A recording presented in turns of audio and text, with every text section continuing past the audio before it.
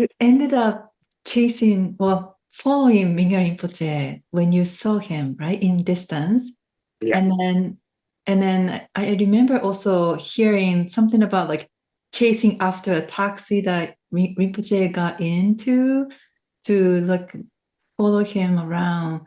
And then also there's a moment where you ask Mingyur Rinpoche to see if you can join him. But then I would love to hear what's happening in that moment. Like how on earth the thought came up to you that you wanted to join Mingyur Rinpoche? Like what's happening in you at that moment?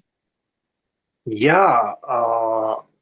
Soon as I kind of recognized Mingyur Rinpoche, Mm, that's just before he was taking off from Buddha at the gate.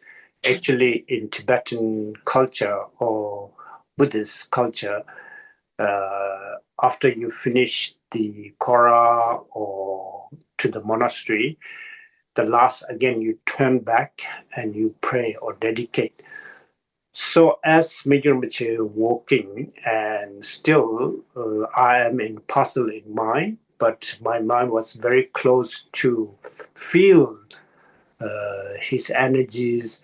And of course, I didn't really recognize him as Mingyur Rinpoche, but there was a lot of urge myself also not giving that person without having direct kind of connection because I thought that might have been after certain time after I kind of casually accidentally meeting, then certain point I thought there must be somebody who I known and could be my friends, and some of my friends they also childhood friend they become a practitioner and they disappear. We didn't see for 15 years, 20 years, and then sometimes we meet again. So I felt like very at the end, I have that feeling.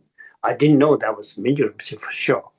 I didn't thought that was Mingyur Rinpoche, no.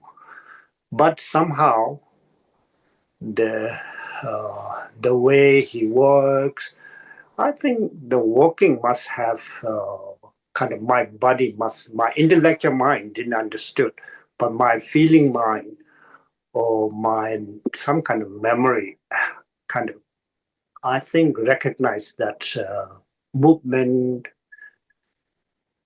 And then it was funny because that yogi looked very rugged and poor, dark, hairy, and then also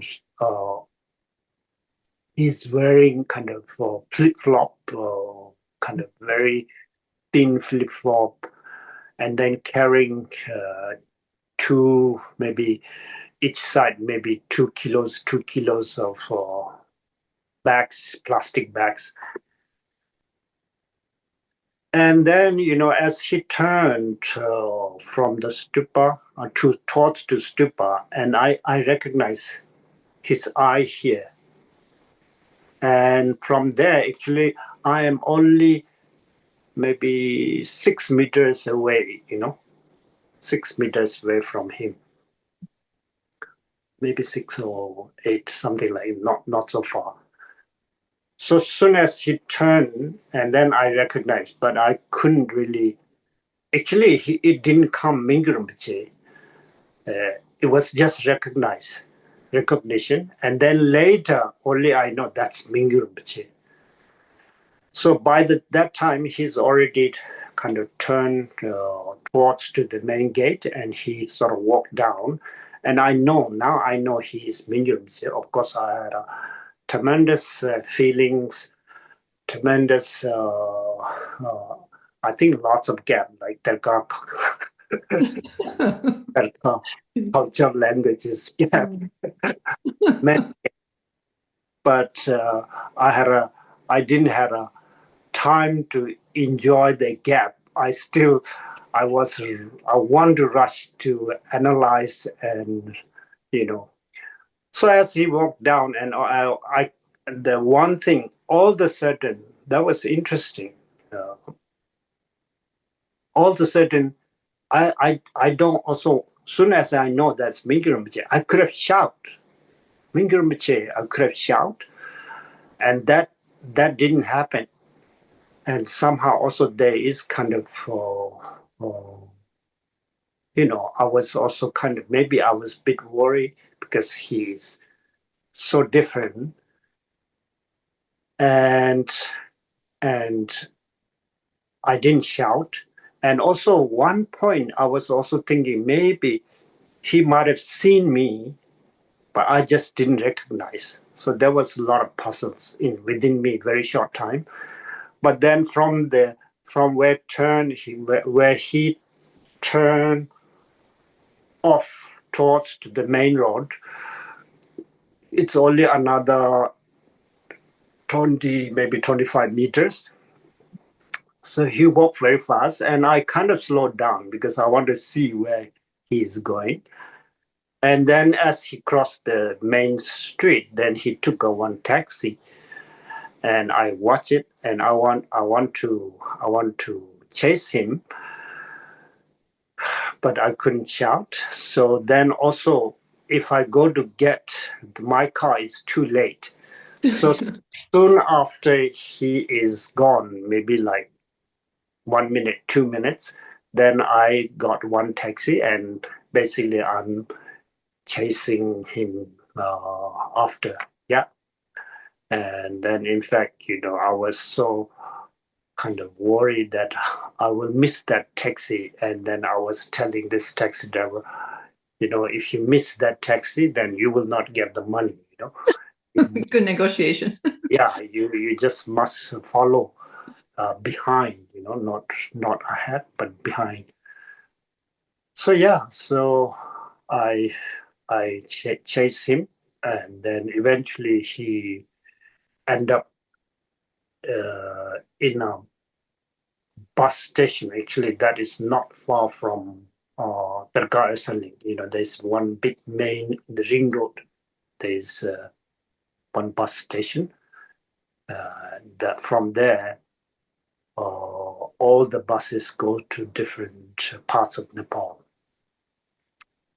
So he went in the alley, kind of very busy alley, and then eventually I saw he kind of went inside one kind of guest house, very cheap guest house. So there I took breath and I take rest, and I was kind of prepared, and now I know where he is. And then after maybe I rested for maybe 15, 10, 20 minutes, and then I went inside and then asked the very cheap restaurants, like not restaurants, guest house, like they cost 80 rupees for night or 100 rupees a night. It's kind of very cheap place, local poor people. But around there, there's also many good hotels as well. But then I asked the counter, and I say, is there like looking like Lama like me? You see, and they say, yeah, there's some guy looks like. I mean, they didn't say, but they treat it very like doesn't have money uh, kind of person. So then I knocked, and then there is Mingyur Rinpoche in a small uh, room. Yeah, I saw him there. I met him there. So yeah, so then, of course, the first reaction of Mingyur Rinpoche, as soon as he see me at the door, he was really like, I think he had also gap, but he also had to rush that gap. He said, "Are you alone? Are you alone?" He's asking, are you alone, or did you come with somebody? And as if like he thought that somehow we know, and many people come to rescue. Yeah. Yeah, so I told him, yeah, I am alone. And then I told him, no, nobody's with me, but just I alone. And then he's kind of cooled down, but even then he didn't really. It was very shocking for him, I think. And because it's so narrow and exact, he thought he was really, I don't know, it's not particularly he's hiding, but maybe nobody will find him there, right? So, but I'm there. So as soon as I'm alone, then he kind of turned back to me, and then he walked inside, and then I kind of asked, "Can I come in?" And then he said, "Yeah." Yeah, so there, there was so much that night. I spent a night with him. I also basically we just talk, and yeah, we share everything.